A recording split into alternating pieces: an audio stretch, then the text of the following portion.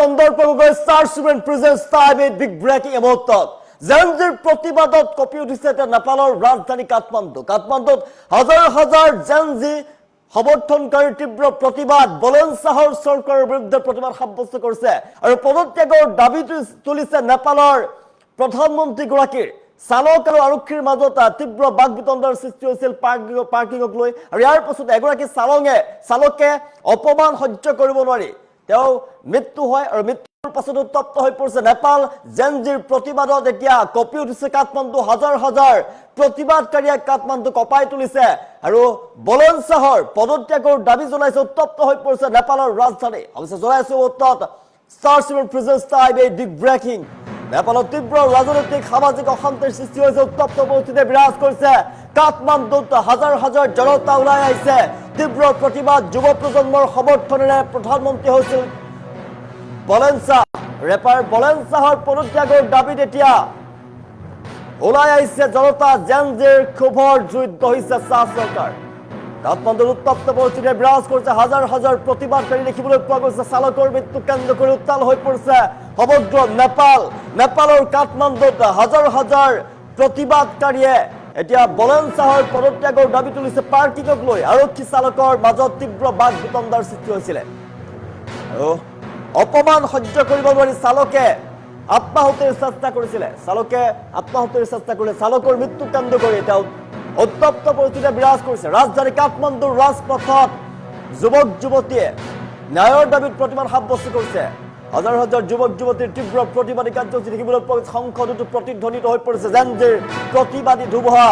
জেনজিৰ বিৰুদ্ধে জেনজিয়ে এতিয়া প্ৰতিবাদ সাব্যস্ত কৰিছে বলেনশ্বাহৰ চৰকাৰৰ বিৰুদ্ধে প্ৰধানমন্ত্ৰী বলেনশ্বাহৰ পদত্যাগৰ দাবী তুলিছে সৰব হৈ পৰিছে বিৰোধী সমগ্ৰ নেপালত এতিয়া উত্তপ্ত পৰিস্থিতি বিৰাজ কৰিছে কলা চশমা খোলক বলেনশ্বাহে বাস্তৱৰ মুখামুখি হ'বলৈ দাবী জনাইছে এতিয়া জেনজিৰ প্ৰতিবাদকাৰীয়ে প্ৰথমবাৰৰ বাবে নহয় পূৰ্বেও জনৰোষৰ সন্মুখীন হৈছে প্ৰধানমন্ত্ৰী শ্বাহ আৰু বলেনশ্বাহৰ চৰকাৰৰ বিৰুদ্ধে প্ৰতিবাদ সাব্যস্ত কৰা হৈছে সমগ্ৰ দেশতে সংসদত প্ৰধানমন্ত্ৰীৰ বিতৰ্কিত মন্তব্যক লৈ নেপালত হাহাকাৰ অৱস্থাই বিৰাজ কৰিছে সমগ্ৰ নেপালত উত্তপ্ত পৰিস্থিতি বিৰাজ কৰিছে কাঠমাণ্ডুত হাজাৰ হাজাৰ জনতা ওলাই আহিছে হাজাৰ হাজাৰ জেনজি প্ৰতিবাদকাৰী ওলাই আহিছে আৰু বলেনশ্বাহৰ বিৰুদ্ধে প্ৰতিবাদ সাব্যস্ত কৰিছে পদত্যাগৰ দাবী তুলিছে তীব্ৰ ৰাজনৈতিক সামাজিক অশান্তিৰ সৃষ্টি হৈছে নেপালত এগৰাকী বলেনশ্বাহ যুৱ প্ৰজন্মৰ সমৰ্থনত প্ৰধানমন্ত্ৰী হৈছিল ৰেপাৰ আছিল তেওঁ আৰু জেনজিৰ সমৰ্থনত তেওঁ নেপালৰ চৰকাৰৰ দায়িত্ব লৈছিলে প্ৰধানমন্ত্ৰীৰ আসনত বহিছিলে কিন্তু এইগৰাকী বলেনশ্বাহৰ বিৰুদ্ধে এতিয়া জেনজিয়ে প্ৰতিবাদ সাব্যস্ত কৰা দেখিবলৈ পোৱা গৈছে জেনজিয়ে প্ৰতিবাদ সাব্যস্ত কৰিছে তেওঁৰ বিৰুদ্ধে আৰু এগৰাকী চালকৰ মৃত্যুৰ পাছতে তীব্ৰ প্ৰতিবাদী কাৰ্যসূচী দেখিবলৈ পোৱা গৈছে নেপালত তীব্ৰ ৰাজনৈতিক সামাজিক অশান্তি যুৱ প্ৰজন্মই পৰিৱৰ্তনৰ আশাত সমৰ্থন আগবঢ়াইছিল বলেনশ্বাহক আৰু ক্ষমতালৈ আনিছিলে আৰু সেই জেনজিৰ একাংশ এতিয়া চৰকাৰৰ বিৰুদ্ধে ৰাজপথত নামি পৰিছে এজন চালকৰ মৃত্যু কেন্দ্ৰ কৰি ৰাজধানী কাঠমাণ্ডু সহ দেশৰ বিভিন্ন স্থানত প্ৰতিবাদ সাব্যস্ত কৰা হৈছে এই ঘটনাই নেপালৰ ৰাজনৈতিক সমাজ আৰু যুৱ সমাজৰ মাজত নতুন বিতৰ্কৰ সৃষ্টি কৰিছে কাঠমাণ্ডুত পাৰ্কিংৰ বিতৰ্ক হৈছে বিতৰ্কক কেন্দ্ৰ কৰি এজন চালকৰ সৈতে আৰক্ষীৰ বাকবিতণ্ডাৰ সৃষ্টি হৈছিলে আৰু ঘটনাস্থলীত চালকে অপমানিত হোৱা বুলি অনুভৱ কৰি আত্মহত্যাৰ চেষ্টা কৰিছিলে গুৰুতৰভাৱে দগ্ধ অৱস্থাত তেওঁক চিকিৎসালয়ত ভৰ্তি কৰোৱা হৈছিলে যদিও পিছত তেওঁৰ মৃত্যু ঘটে এই মৃত্যুৰ পিছতে ক্ষোভ বিস্ফোৰিত হৈ পৰিছে জেনজিয়ে প্ৰতিবাদ সাব্যস্ত কৰিছে চালকসকলে ক্ষোভত ফাটি পৰিছে চালকৰ মৃত্যুৰ খবৰ বিয়পি পৰাৰ লগে লগে ৰাজধানী কাঠমাণ্ডুৰ ৰাজপথত হাজাৰ হাজাৰ যুৱক যুৱতী ওলাই আহিছে জেনজি প্ৰতিবাদকাৰী ওলাই আহিছে প্ৰতিবাদকাৰীসকলে ঘটনাৰ নিৰপেক্ষ তদন্ত বিচাৰিছে আৰু কঠোৰ ব্যৱস্থা গ্ৰহণ কৰাৰ দাবী জনাইছে মৃত চালকৰ পৰিয়াললৈ ন্যায় বিচাৰি শ্লোগান প্ৰদান কৰিছে বহু ঠাইত আৰক্ষী আৰু প্ৰতিবাদকাৰীৰ মাজত উত্তেজনাপূৰ্ণ পৰিৱেশৰ সৃষ্টি হৈছে উত্তপ্ত পৰিস্থিতি বিৰাজ কৰিছে এই প্ৰতিবাদ ৰাজপথতে সীমাবদ্ধ হৈ থকা নাই নেপালৰ সংসদতো প্ৰতিধ্বনিত হৈ পৰিছে বিৰোধী সাংসদসকলে চৰকাৰৰ ভূমিকা কঠোৰভাৱে সমালোচনা কৰিছে আৰু ঘটনাৰ নৈতিক দায়িত্ব গ্ৰহণ কৰিবলৈ প্ৰধানমন্ত্ৰী বলেনশ্বাহক আহ্বান জনাইছে বিৰোধীৰ দাবী যে চৰকাৰে পৰিৱৰ্তনৰ প্ৰতিশ্ৰুতি প্ৰদান কৰিছিলে সেই চৰকাৰে এতিয়া জনসাধাৰণৰ আস্থা হেৰুৱাবলৈ আৰম্ভ কৰিছে আৰু প্ৰতিবাদৰ সময়ত বহুতে কলা চশমা খোলক বলেঞ্চা বাস্তৱৰ মুখামুখি হওক বুলি শ্লোগান প্ৰদান কৰিছে। এই শ্লোগান এতিয়া সামাজিক মাধ্যমতো দ্ৰুতগতিত ভাইৰেল হৈ পৰিছে।